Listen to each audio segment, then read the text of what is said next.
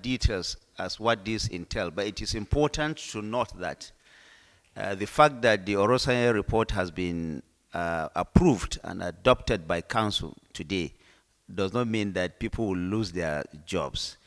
All those who are employed, whether they have been moved, subsumed, or scrapped, will find accommodation within relevant government agencies. Nobody is going to lose his job as a result of that. It is important that we make that very clear.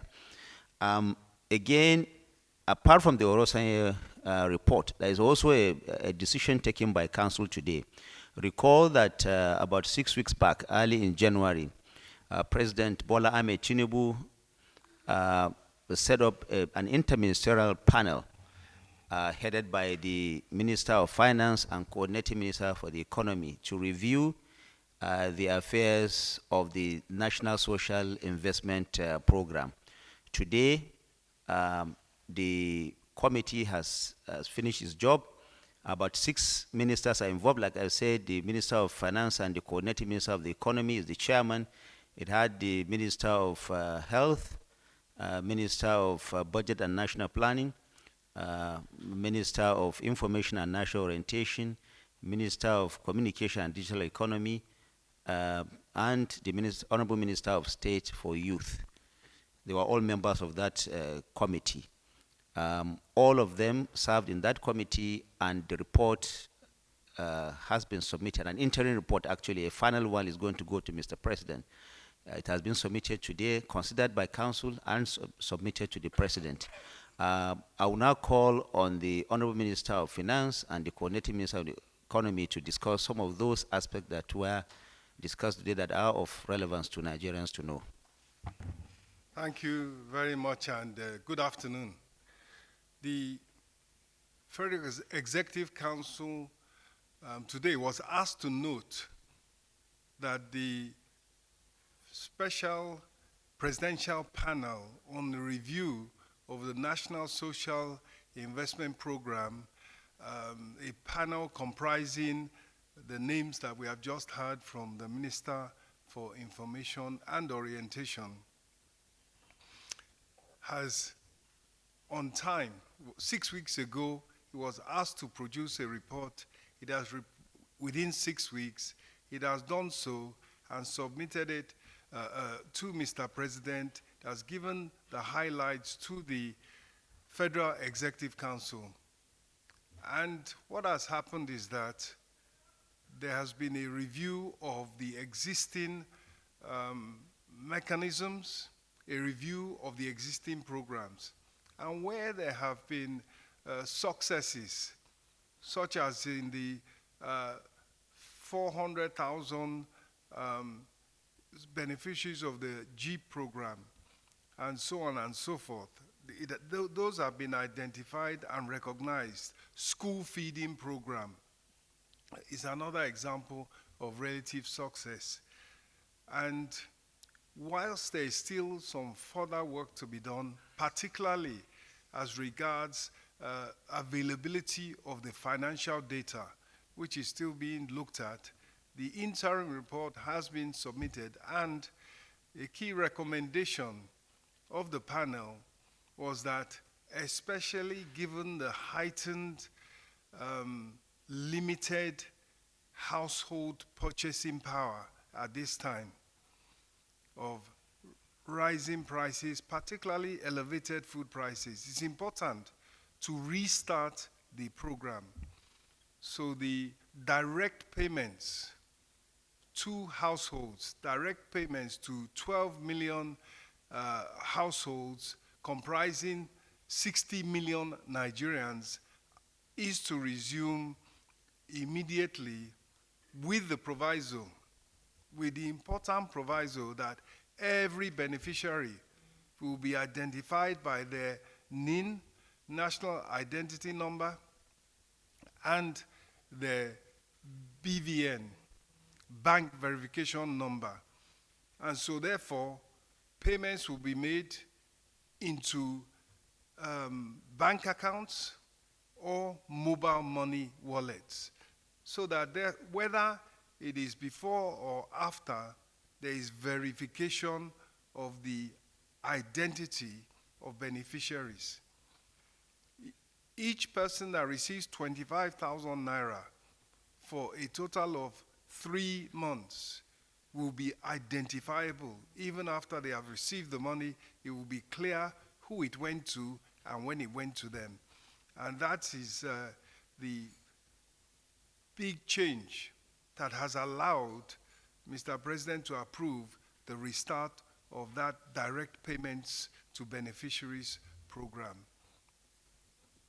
In addition, particularly given that whilst the macroeconomic reforms, the important reforms, not just one or two measures, but the whole package of reforms is relatively on track, at this period of heightened food prices, Mr. President has committed to doing all that can be done to assist in giving purchasing power to the less well-off, to the poorest. And in that line, he has committed and instructed that the social security unemployment program be devised, particularly to cater for the youth, for the unemployed graduates, as well as the society as a whole. So we have coming in the nearest future an unemployment benefit for the young unemployed in particular. Finally, all in the same line, to emphasize that there is empathy and there is feeling for those who are less well off, who are feeling particularly the pains of this adjustment. There is coming a social consumer credit program. So by making consumer credit available, of course, goods become more affordable. The economy even gets a chance to revive faster because people have purchasing power that allows them to order goods and products. Thank you.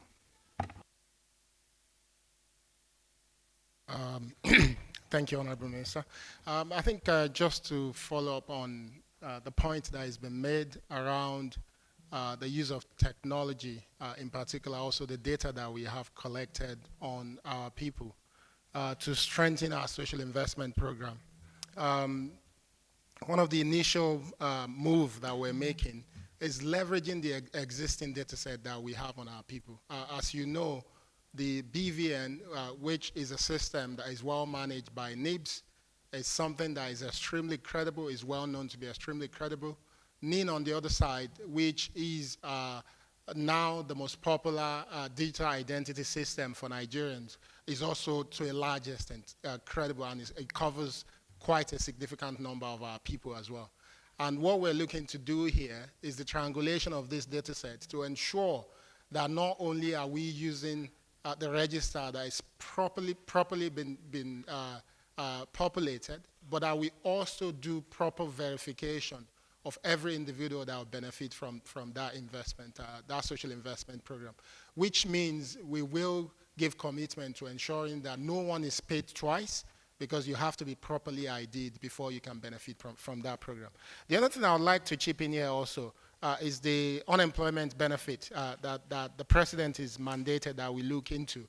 And one of the areas where this touches on the digital economy is the program that we've launched to train 3 million technical talents. And as you know, we've started this program by deploying the 1% of it, which is 30,000 young Nigerians that are learning technical skills, particularly with the hope of helping to deepen our technology workforce locally, but also giving us the opportunity to leverage the gap that exists in technology workforce globally. On Thursday, we're going to be scaling that program to 10%, which would mean we're going to announce a new set of people, up to 270,000 people that will benefit from this program. And that program, because of the success of the initial 1%, will be one of the programs that we use to also pilot the unemployment benefit, which means all the unemployed young Nigerians that are part of that program will get the chance, once this benefit is designed and deployed, to benefit from monthly payments while they are learning. Thank you. What the council did today was to clear the final obstacle to implementation of the decision of the council on IPPS, which was taken in December, if you may recall.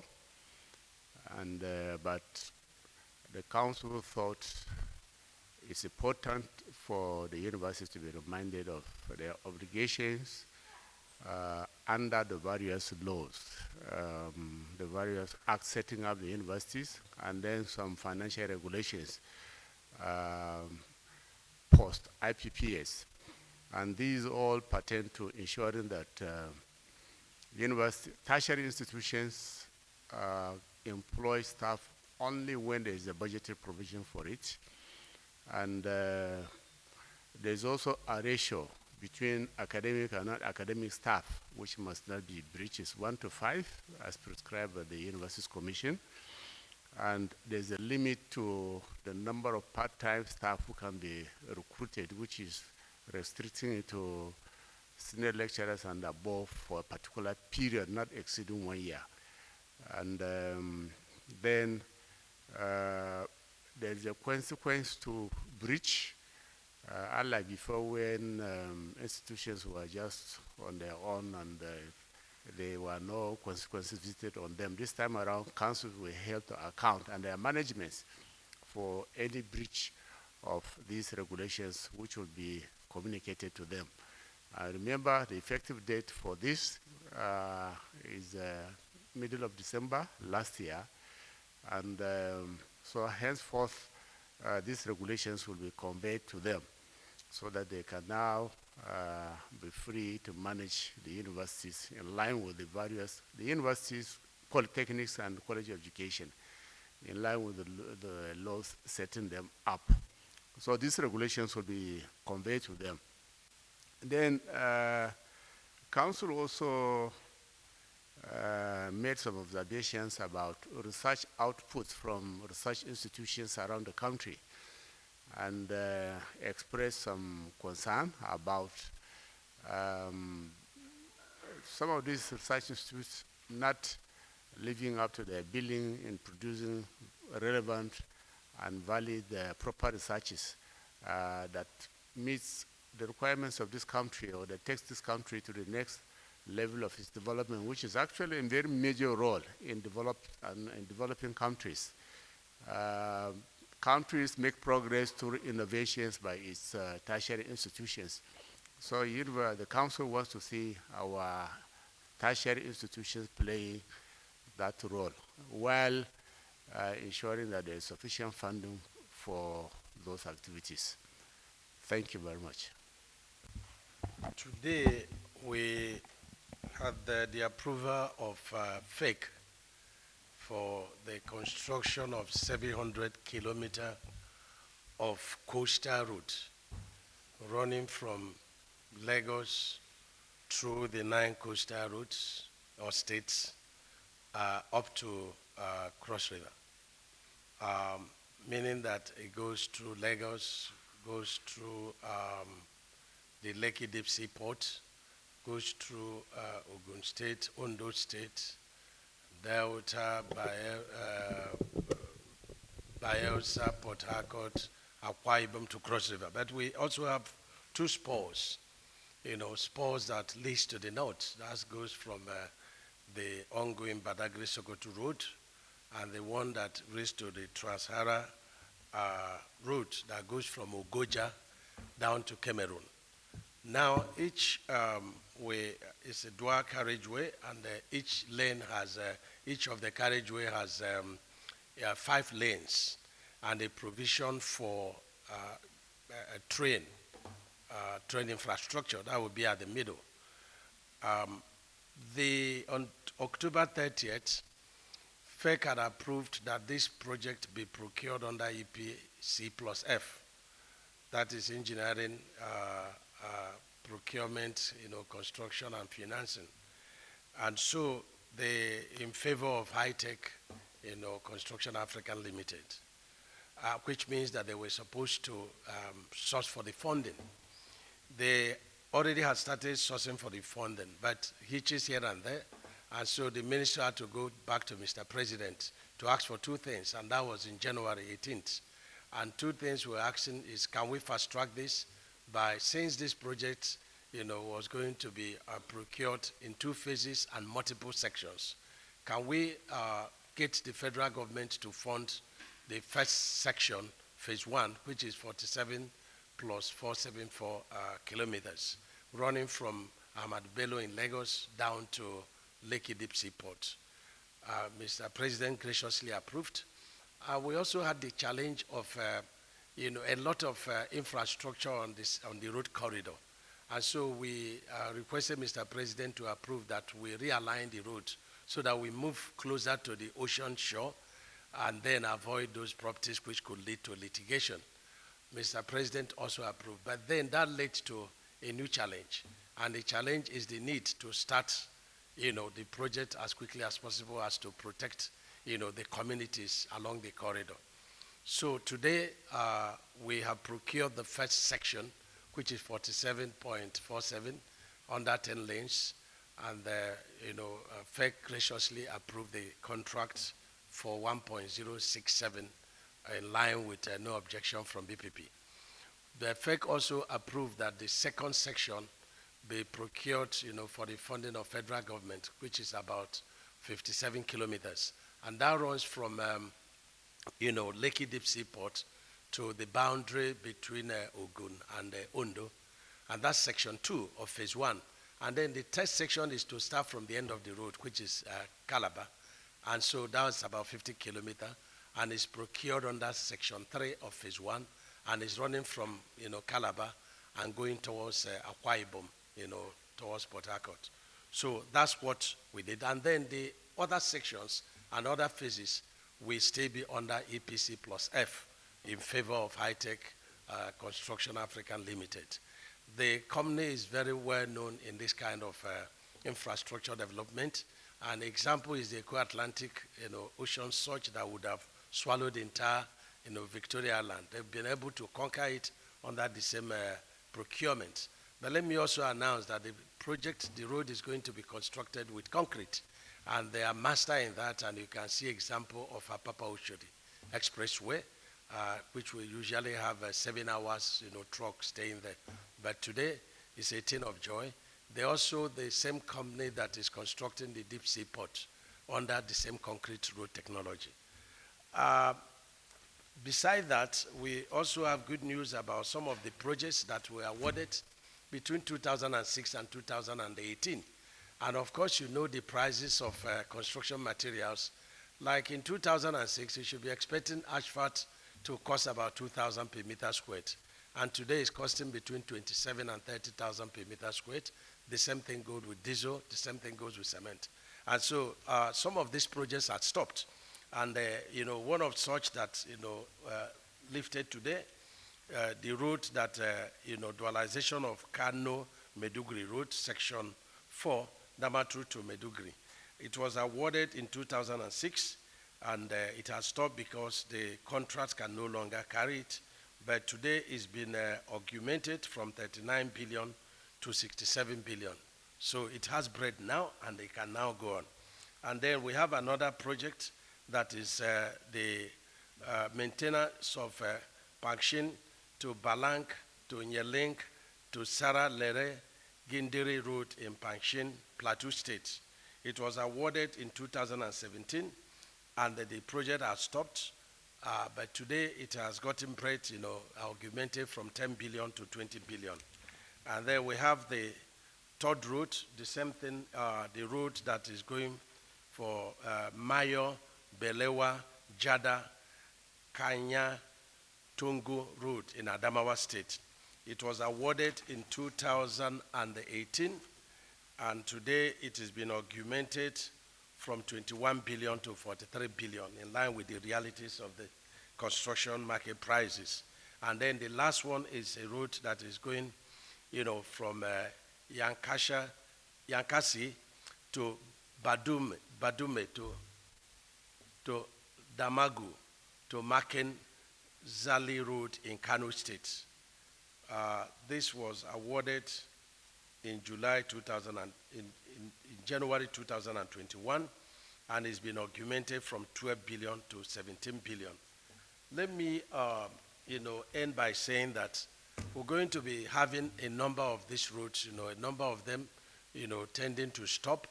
But Mr. President graciously has directed that such projects should be reviewed in line with the realities of the present construction basic materials. And so we have over 1,000 routes that are going to undergo this kind of process to keep them alive and in line with the directive of Mr. President. Most of them inherited projects from the past administrations. Thank you.